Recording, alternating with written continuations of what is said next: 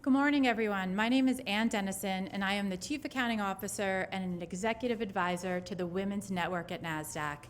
It is truly my great pleasure to welcome Parity.org, along with its CEO, Catherine Stickney, and all of the other distinguished guests to Nasdaq today.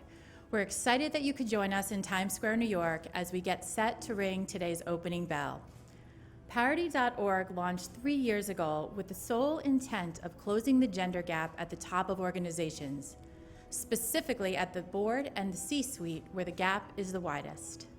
Today, almost 500 companies have taken the Parity Pledge to interview at least one qualified woman for every open role, VP and higher.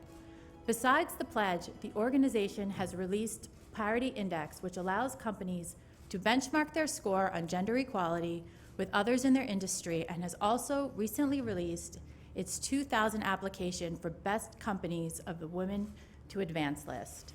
Clearly, a lot of good work is emanating from your efforts, and we applaud you on that.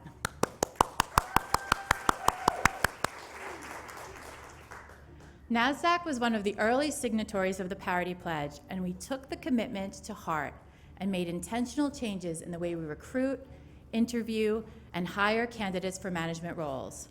Our commitment dialed up the volume and intention within Nasdaq to press forward on equity and equal representation in the workplace.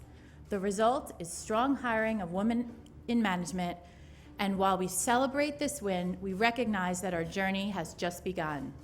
You are a great partner in our journey towards gender equality and recognition of March being Women's History Month. We are grateful for your partnership and proud to laud you for all that you do. To hear more about Parity.org's efforts, please join me in welcoming Catherine Stickney up to the podium for further remarks.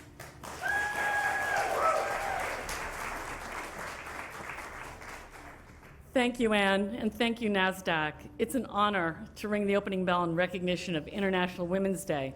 This year is particularly special as it marks the 100th anniversary of the passing of the 19th Amendment, which gave women the right to vote in this country. Parity.org began 3 years ago with the goal of closing the gender gap in business, particularly at the top where the gap is widest. We've been joined by almost 500 companies that have committed to the Parity Pledge to simply interview at least one qualified woman for every open role VP and higher. As a result, multiple companies have reached gender parity on their leadership teams or on their boards for the very first time. We're moving the needle for women and proving that it doesn't have to take 100 years to see change. We can have gender equality in our lifetime. Sometimes I'm asked about the case for gender diversity in leadership, and there's a strong case for it: greater profitability, more innovation. But I'd like to flip the question around. When people ask, what's the case for gender parity, I'd like to ask, what's the case against gender parity? Is there a single convincing reason to not support equal treatment of women and equal opportunities for everyone? Is there a good argument that women should not have equal respect, education, representation, and pay?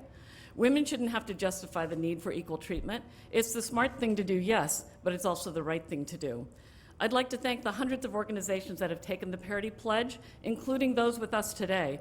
In addition to our partner Nasdaq, we're joined by one of our sponsors, Health, as well as Aetion, Method Communications, MongoDB, Zetta Venture Partners, Zipari, Health Enterprise Partners, CloudInsyte, Selldorf Architects, and Allraise. And I'd like to extend my gratitude to our anchor partner, Domo, whose generous support is helping us close the gender gap.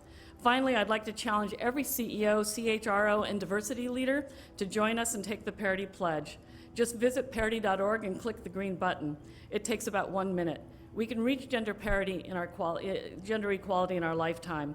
Your public commitment, intentionality, and action will make it happen. Thank you.